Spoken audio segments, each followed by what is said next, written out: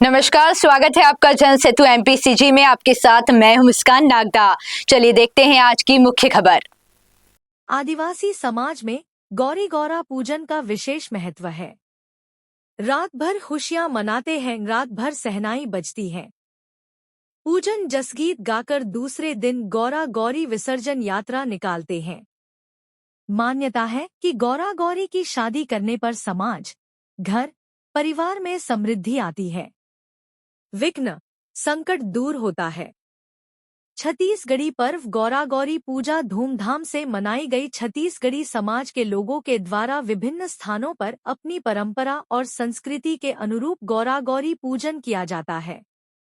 इसका अर्थ शंकर पार्वती से है, द्वारा भव्य रूप से पूजा का आयोजन किया जाता है। इसी तरह आज देवरी खुर्द से सुभाष परते के द्वारा गौरी विसर्जन किया गया, जिसे छत्तीसगढ़ी पारंपरिक गीतों को संजोने महिलाओं ने सुवा गीत और गौरा गौरी गीतों पर नृत्य किया।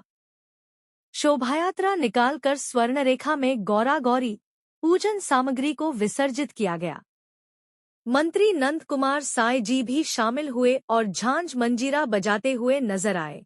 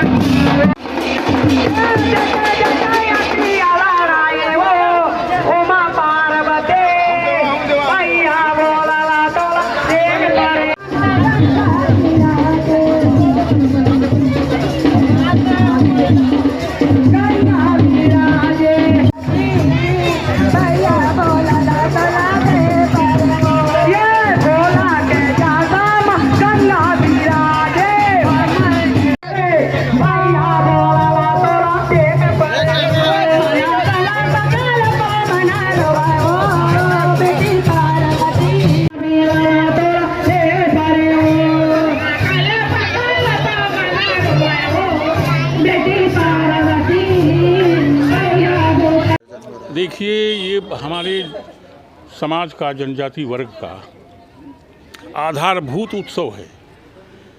महादेव और पार्वती का ये प्रतिरूप है कि इनका विवाह, शादी ये सब कराया जाता है और रच बस जाते हैं, सारा समाज उसमें समाहित हो जाता है। उसका रूप आजकल कहीं कहीं पूजा में बदल दिए हैं, लेकिन ये जो रूप है, ये जो स्वरूप है गौरा गौरी का, इसका दूसरा काट नहीं है, दूसरा कोई बात नहीं हो सकती है जिसमें हम जितना आह्लादित होते हैं उतना हो सकता है कोई और तरीके से। बहुत अच्छा गौरा गौरी का पूजन हो रहा है और यही प्राचीन विधि है समाज का, पूजा का।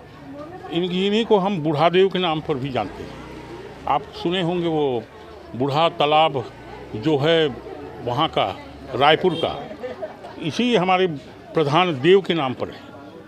और इसलिए यहाँ तो पूजा आप देखे होंगे क्या सहज तरीके से, प्राचीन विधि से बाजा भी बजा रहे हैं, झूम भी रहे हैं। अब हमको लग रहा है कि गौरा और गौरी साक्षात यहाँ विराजमान है।